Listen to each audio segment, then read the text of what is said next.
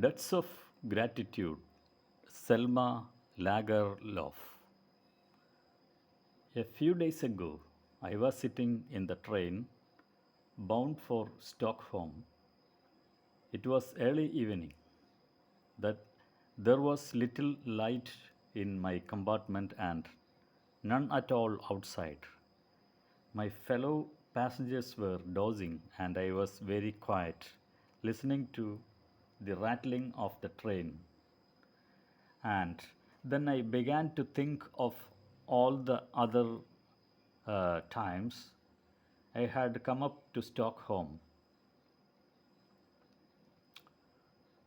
If it had usually been to do something difficult, such as to pass examinations, and now I was coming to receive the prize in literature.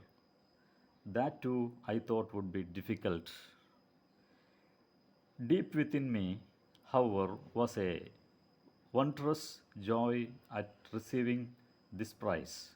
I tried to dispel my anxiety by thinking of those who would rejoice at my good fortune. There were my good friends, my brothers and sisters, and first and foremost, my old mother who sitting back home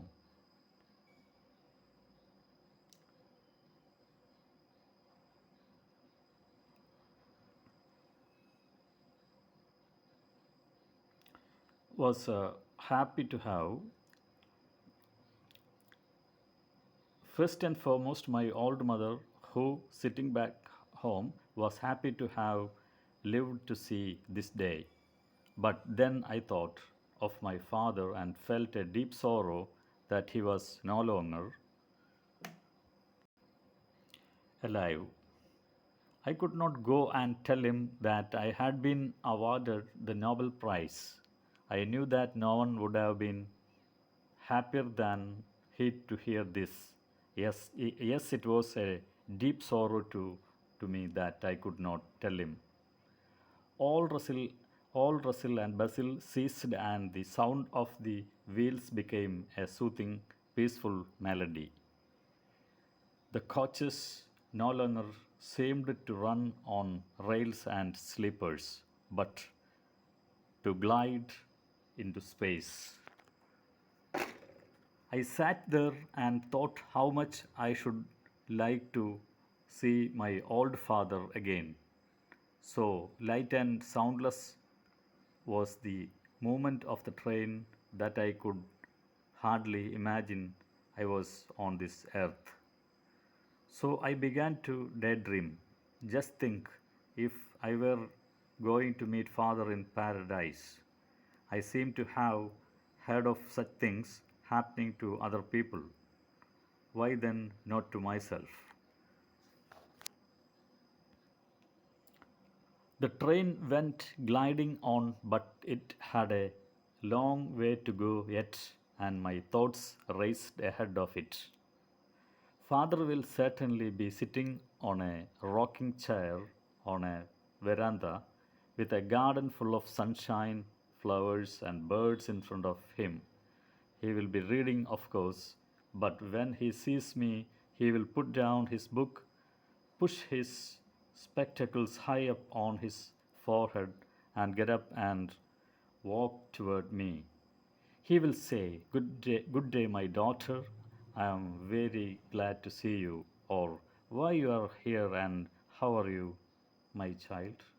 Just as, just as he always used to do. He will settle again in his rocking chair and only then begin to wonder why I have come to see him. You are sure there is nothing amiss? He will ask suddenly. No, father, all is well, I will reply. But then, just as I am about to break my news to him, I will decide to keep it back just a longer and try the indirect approach. I have come to ask you for advice, father, I will say, for I am very heavily in debt. I am afraid you will not get much help from me. in this matter, Father will reply. One may well say of this place that it has everything except money.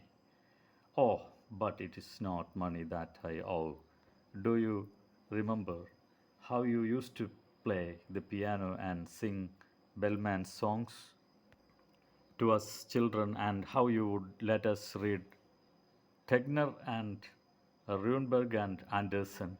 It was then that I first fell into debt. Father, how shall I ever repay them for teaching me to love fairy tales and sagas of heroes?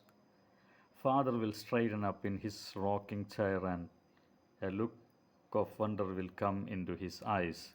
I'm glad that I got you into this debt, he will say. Yes, you may be right, Father, but then remember that that is not all of it. Think of those poor, homeless vagabonds who used to travel up and down, playing the fool and singing all those songs.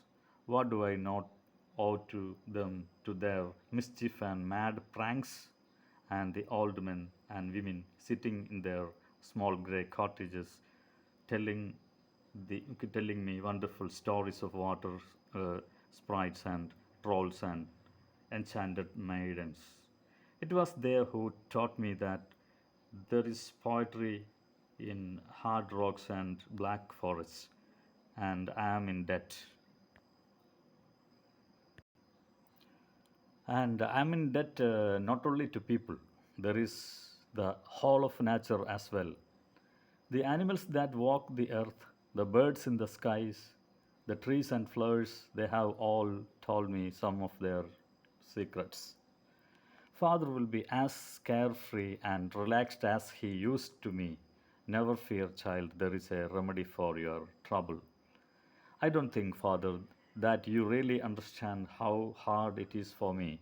I'm also in debt to my readers. What would have become of me if no one had wanted to read my books? And don't forget all those who have written of me. Think of all those in foreign lands who have worked for me. I owe them gratitude, Father, both for their praise and for their censure. Yes, yes, Father will say, and I shall see him look a